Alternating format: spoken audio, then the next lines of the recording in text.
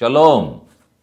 ஆண்டவராய் இயேசு கிறிஸ்துவின் விலையேறப்பெற்ற நாமத்தில் உங்கள் அனைவருக்கும் எங்களின் மகிழ்ச்சியான ஆசீர்வாதமான இதயம் கனிந்த புத்தாண்டு நல்வாழ்த்துக்களை தெரிவித்துக் கொள்கிறோம். பிரியமான தேவனுடைய பிள்ளைகளே, இந்த ஆண்டிலே தேவனுடைய வார்த்தையை நாம் தியானிக்கப் போகிறோம். ஒவ்வொரு நாளும் காலை வேளையிலே கர்த்தருடைய வசனத்தோடு உங்களை சந்திப்பதிலே நான் பெருமகிழ்ச்சி அடைகிறேன். வாருங்கள், கர்த்தருடைய வார்த்தை சமூலமும் சத்தியம்.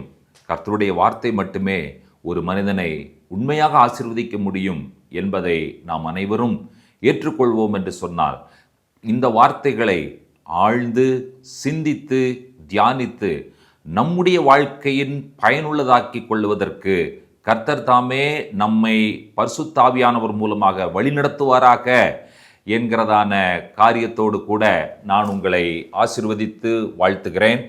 இன்றைக்கு ஆதியாகமம் 1ஆம் அதிகாரம் 1வது வசனத்திலிருந்து சில விஷயங்களை நாம் தியானிப்போம்.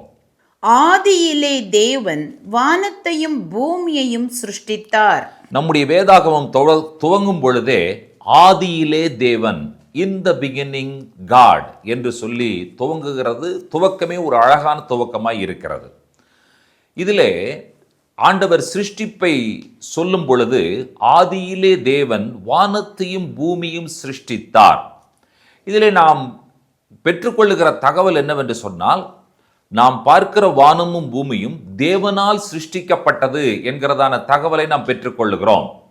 இதை உறுதிப்படுத்தும் வண்ணமாக சங்கீதக்காரன் 33ஆம் சங்கீதம் 6வது வசனத்தில் சொல்லுகிற வசனத்தை வாசிக்க கேட்போம். கர்த்தருடைய வார்த்தையினால் வானங்களும் அவருடைய வாயின் சுவாசத்தினால் அவைகளின் சர்வ சேனையும் உண்டாக்கப்பட்டது. கர்த்தருடைய வார்த்தை, கர்த்தருடைய சுவாசம், இவைகளால் வானங்களும் சர்வ சேனையும், all the Milky Way galaxies were created by the word of God, through the word of God. தேவனுடைய வார்த்தையின் மூலமாக, தேவனுடைய வார்த்தையினால் எல்லாம் உண்டாக்கப்பட்டன என்று சொல்லி சங்கீதக்காரன் சொல்லுகிறதை நாம் வாசிக்க கேட்டோம். உபாகம புஸ்தகத்திலே மோசே சொல்லுகிறது என்ன? 10ஆம் அதிகாரம் 14வது வசனத்தில், இதோ வானங்களும் வானாதி வானங்களும் பூமியும் அதில் உள்ள யாவும் உன் தேவனாகிய கர்த்தருடையவைகள். அதாவது மோசே இஸ்ரவேல் மக்களை பார்த்து, மோவாப் தேசத்திலே பாளையம் இறங்கி இருக்கிற மக்களை பார்த்து சொல்லும் பொழுது, வானங்களும் வானாதி வானங்களும் பூமியும் அதில் உள்ள யாவும் உன் தேவனாகிய கர்த்தருடையவைகள், கர்த்தருக்கு சொந்தமானவைகள். அப்படின்னா நாமும் ஆண்டவருக்கு சொந்தமானவர்கள் தான். ஏனென்று சொன்னால் நாம் பூமியில் இருக்கிறோம் என்று நாம் புரிந்து கொள்ளுகிறோம். அதே விஷயத்தை எரேமியா சொல்லும் பொழுது 32ஆம் அதிகாரம் 17வது வசனத்திலே, கர்த்தராகிய ஆண்டவரே, இதோ தேவரீர் உம்முடைய மகாபலத்தினாலும் நீட்டப்பட்ட உம்முடைய புயத்தினாலும் வானத்தையும் பூமியையும் உண்டாக்கினீர். உம்மாலே செய்யக்கூடாத அதிசயமான காரியம் ஒன்றுமில்லை. வானமும் பூமியும் ஆண்டவரால் உண்டாக்கப்பட்டது. அதை சொல்லி எரேமியா சொல்லும் பொழுது, இவ்வளவு பெரிய விஷயத்தை உருவாக்கின தேவனால் செய்யக்கூடாத அதிசயமான காரியம் ஒன்றுமே இல்லை என்று சொல்லுகிறதை நீங்கள் பார்க்கிறீர்கள். பிரியமான தேவனுடைய பிள்ளைகளை, இந்த வானத்தையும் பூமியும் ஒப்பிட்டு நம்முடைய ஆண்டவராய் இயேசு கிறிஸ்து சொல்லும் பொழுது அவர் என்ன சொல்லுகிறார் என்பதை நாம் வாசிக்க கேட்கலாம். வானமும் பூமியும் ஒழிந்து போம், என் வார்த்தைகளோ ஒழிந்து போவதில்லை என்று சொல்லி மத்தேயுவிலே சொல்லுகிறார். இதனுடைய பொருள் என்ன?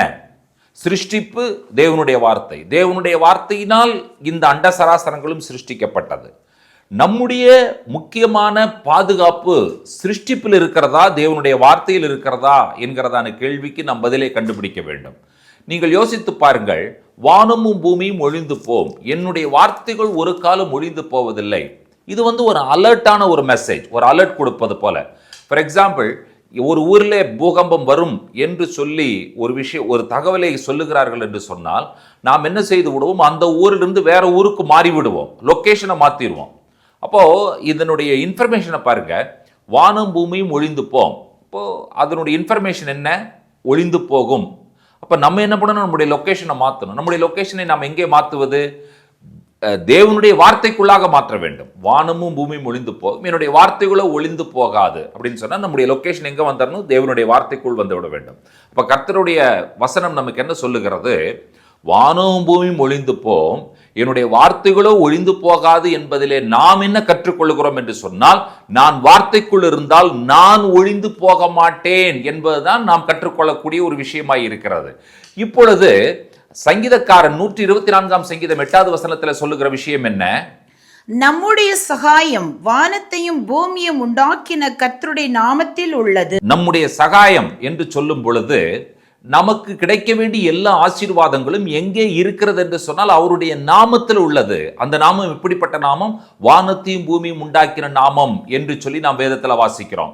ஆகையினாலே மோசே சொல்லும் பொழுது உபாகமத்தின் புஸ்தகம் 4ஆம் அதிகாரம் 39 40 சொல்லுகிற விஷயங்களை நீங்கள் கவனித்து பார்ப்பீர்கள் என்று சொன்னால், மேலே வானத்திலும் அல்லது உயர வானத்திலும் கீழே அல்லது தாழ பூமியிலும் கர்த்தர் ஒருவரே தேவன், அவரை தவிர வேறு தேவன் ஒருவர் இல்லை.